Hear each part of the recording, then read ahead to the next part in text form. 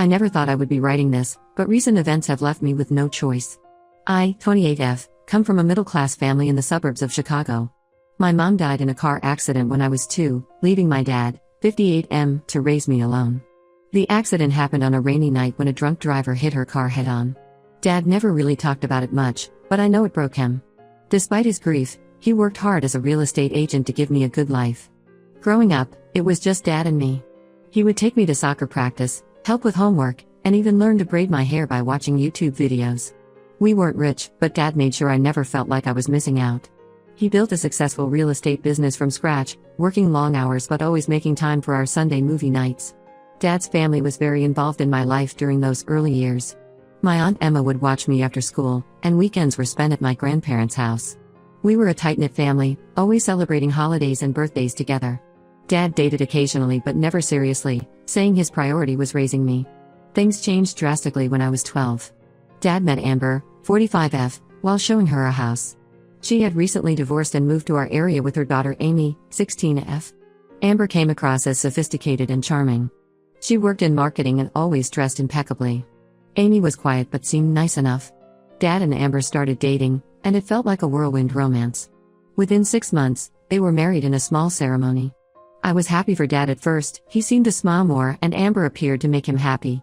She would cook elaborate meals and organize family outings. I even started to think maybe having a stepmom wouldn't be so bad. The problems started subtly. Amber convinced Dad we needed to move to a more upscale neighborhood to help his business image.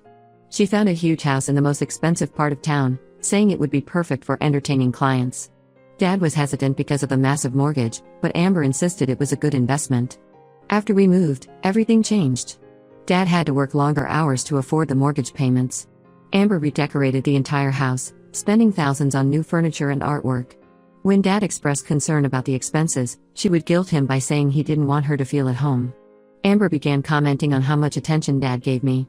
She would say things like she's not a baby anymore or you're babying her too much. If Dad and I watched a movie together, she would complain we were excluding her and Amy. She started planning weekend trips that coincidentally fell on my soccer game days, so Dad had to miss them. The isolation from family happened gradually. First, Amber would say she had already made other plans when Dad's siblings wanted to visit. Then she started complaining about how overwhelming family gatherings were. She convinced Dad to spend holidays at expensive resorts instead of with family, claiming we needed to create our own traditions. I watched helplessly as Dad's relationship with his family deteriorated. Aunt Emma would call, but Amber would say Dad was too busy to talk. Family dinner invitations were declined because Amber always had some excuse. Eventually, the invitations stopped coming. When I turned 18, I moved away for college to study psychology. Dad helped with tuition despite Amber's vocal protests. She argued that since Amy would need college money too, I should take loans. She would make snide comments about my expensive education and how psychology wasn't a real career. During college, my visits home became less frequent. Amber would make me feel unwelcome in subtle ways. She would forget to set a place for me at dinner or make comments about how messy my old room was. If Dad bought me anything, she would mention how he never spent that much on Amy. Last year, everything fell apart when Dad was diagnosed with stage 4 pancreatic cancer. I immediately took a leave from my job and moved back home to help care for him. Amber seemed annoyed by my presence, constantly telling Dad that she could handle everything. She would try to schedule his doctor appointments when I was out and forget to tell me about them. I noticed Amber spent a lot of time on her phone, often leaving the room to take calls. She claimed they were work-related, but something felt off. She would get defensive if Dad asked about the calls and started password protecting her phone. One evening, when Amber was at a work dinner, Dad confided in me. He was worried about Amber's behavior and suspected she was having an affair. He had seen suspicious texts on her phone when she left it unlocked. He also revealed that Amber had been pressuring him to change his will, wanting a larger share for herself and Amy. She argued that since they had been married for 16 years, she deserved most of the estate. Dad passed away 3 months ago. The will reading was yesterday, and Amber's true colors came out. Dad had left 70% of his estate to me, including the house and his business shares. He left 20% to his siblings and only 10% to Amber and Amy. Amber exploded, screaming that the will was invalid and that Dad wasn't in his right mind. What Amber doesn't know is that Dad had recorded videos before his death, explaining his decisions. He expressed concern about Amber's behavior and said he wanted to protect me and his family's inheritance. He had suspected something was wrong but was too weak to investigate. Now Amber and Amy refuse to leave the house. They've changed the locks on some doors and claim it's their home too. Amber's been calling Dad's siblings, telling them I manipulated Dad during his illness to steal their inheritance. Some relatives are believing her, especially since she's been part of the family for so long. Amber's also been contacting Dad's business associates, spreading rumors that I forced him to change the will. Some clients have pulled their listings, affecting the business. I've had to hire a lawyer to handle this mess. I know I'm right to stand my ground, but seeing Amber twist everything makes me angry. My Aunt Emma thinks I should give Amber a larger share to keep the peace, but that would mean betraying Dad's final wishes. I need advice on how to handle this situation without letting Amber manipulate everyone further. Update 1: These past 2 weeks have been absolute chaos, but what happened yesterday changed everything. I need to share how this whole situation exploded in ways no one could have predicted. After my last post, Amber escalated things by filing a lawsuit challenging Dad's will. Her lawyer sent aggressive letters claiming Dad wasn't mentally competent when he made the will. She even got some of Dad's old business partners to sign affidavits saying they noticed him acting confused in his final months. My lawyer assured me these claims were weak, but dealing with the legal pressure was stressful. Amber continued living in the house, taking over the master bedroom and moving my dad's things to the garage without my permission. She told neighbors I was trying to make her and Amy homeless, painting herself as a grieving widow being persecuted by her cruel stepdaughter. Some neighbors started giving me dirty looks and one even left a nasty note on my car. But everything changed when I received an unexpected call from my lawyer last Thursday. A man named Michael Bennett had contacted his office with information about Amber. What he revealed left everyone stunned. Amber was legally married to him in Nevada while she was married to my dad. Michael discovered Amber's double life when he found papers about my dad's estate in their shared home office. He had no idea Amber was married to my dad and was shocked to learn about her deception. According to Michael, Amber had been living a completely separate life with him and their 15-year-old son Tommy for the past 12 years. Amber would tell Dad she was visiting her sick mother in Nevada every few weeks. In reality, she was going to her other home with Michael and Tommy. She had maintained this deception for over a decade, carefully scheduling her time between both families. She even had separate phones and email accounts to keep her lives separate. When my lawyer met with Michael, he brought years of evidence, marriage certificate, joint tax returns, family photos, everything. The most shocking part was learning that Amber had met Michael just months after marrying my dad. She had planned and executed this deception from almost the beginning of her marriage to my dad. The revelations kept coming. Michael shared security camera footage from their Nevada home showing Amber there during times she told my dad she was on business trips. There were birthday party videos, holiday celebrations, and family vacations, all while she was supposedly working or caring for her sick mother. Amy was devastated when she learned the truth. She showed up at my apartment yesterday, crying and telling me everything. Amber had manipulated her throughout my dad's illness, promising her a large inheritance if she supported the challenge to the will. Amber had convinced Amy that Dad was playing favorites by leaving me more money, using Amy's insecurities about being a stepdaughter to turn her against me.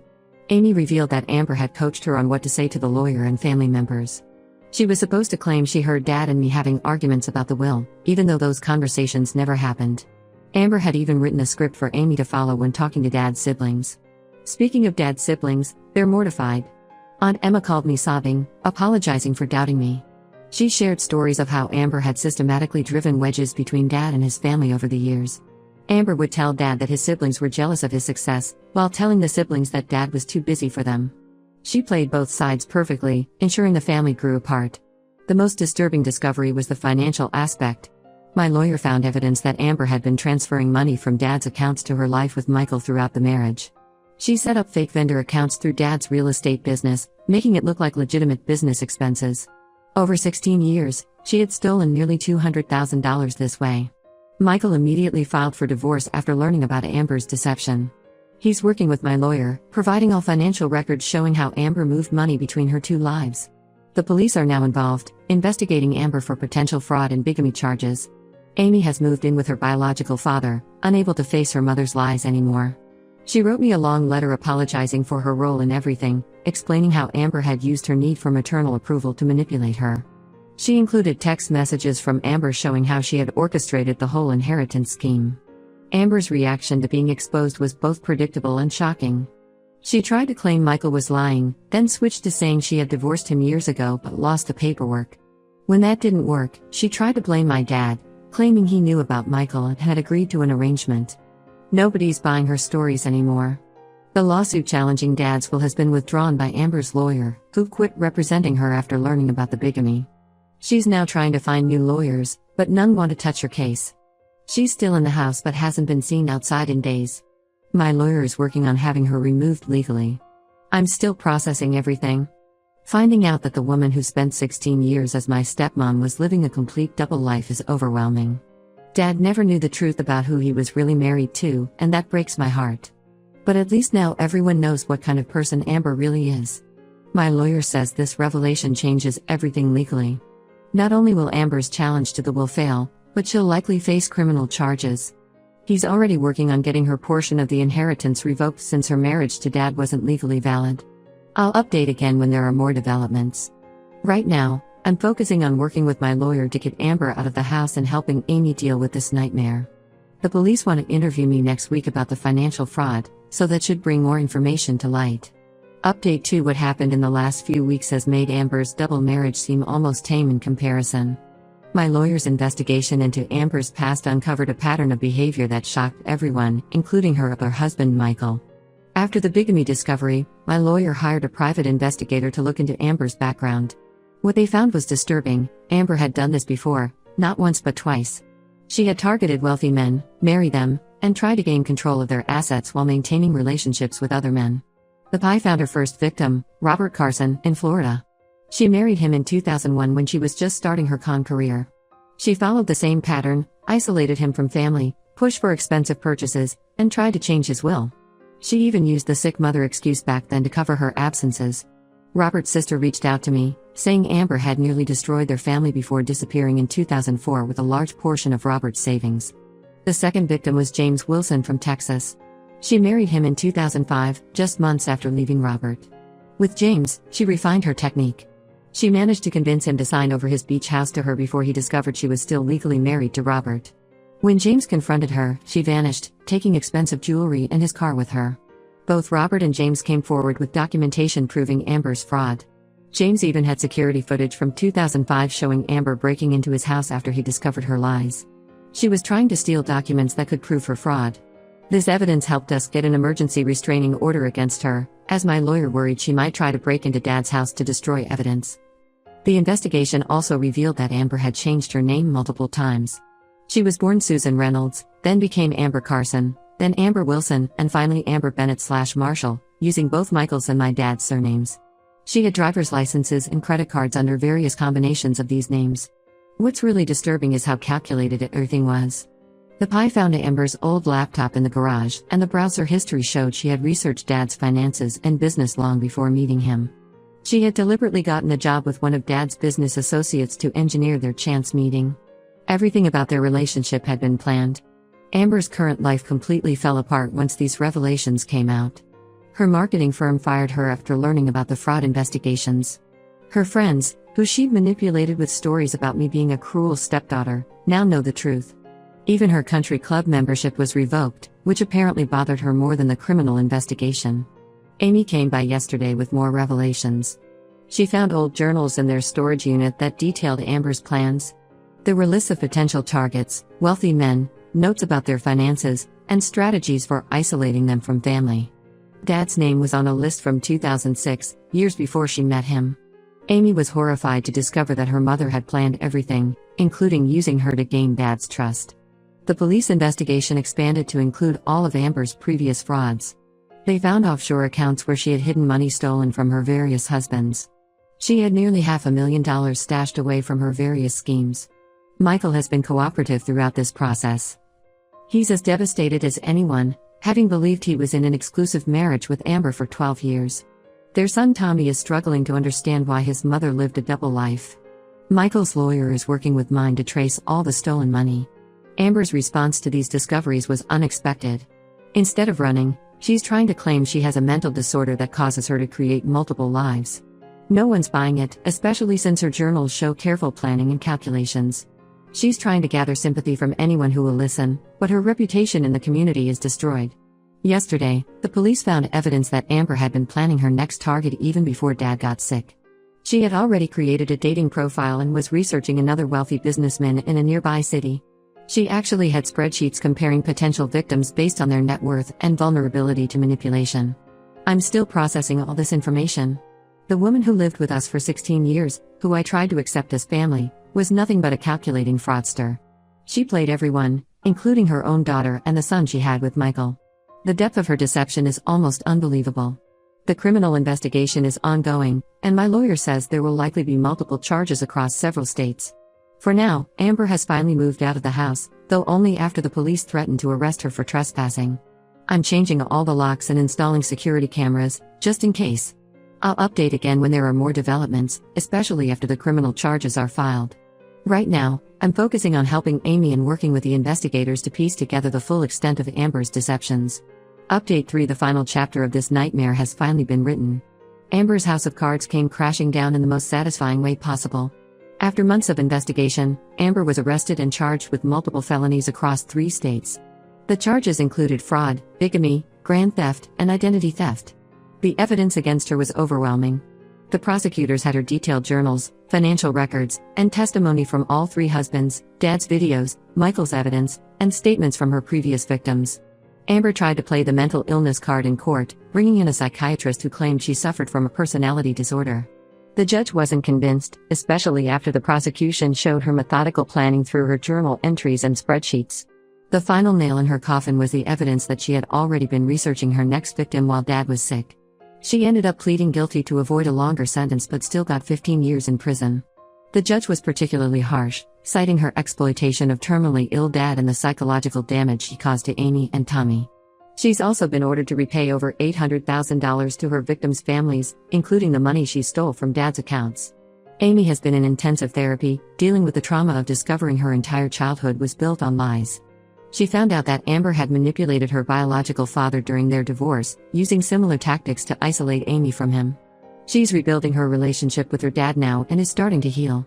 While I sympathize with her situation, I've maintained minimal contact to avoid getting pulled back into any drama. Michael and Tommy moved back to Nevada. Tommy is also in therapy, struggling to understand how his mother could lead such an elaborate double life. Michael has been cooperative throughout the legal proceedings, helping to trace all the money Amber had hidden in various accounts. The most unexpected development was the response from the real estate community. After Amber's sentencing, several of Dad's old clients came forward with stories about how she had tried to manipulate them into making risky investments through Dad's business. She had apparently been running smaller scams alongside her marriage fraud, using Dad's reputation to gain people's trust. Dad's siblings and I have completely rebuilt our relationship. We now understand how Amber systematically destroyed our family bonds with her lies and manipulation. We have monthly family dinners, something Amber had prevented for years. My aunt Emma helped me renovate Dad's house, which I've decided to keep. We turned Amber's home office into a memory room for Dad, displaying his awards and family photos that Amber had hidden in the garage. I've started working with a fraud awareness organization that helps protect elderly people from scammers like Amber. We use Dad's story, with details changed, to show how these predators operate. I've also connected with Robert and James's families, and we're working together to help other victims of marriage fraud. The karma didn't stop with Amber's imprisonment.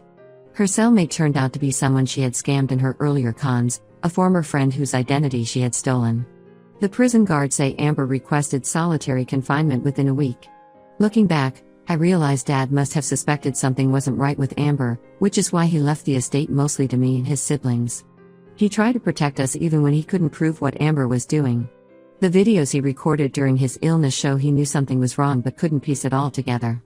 I'm finally at peace with everything that happened. Amber's betrayal of our family was complete and calculated, but in the end, justice prevailed.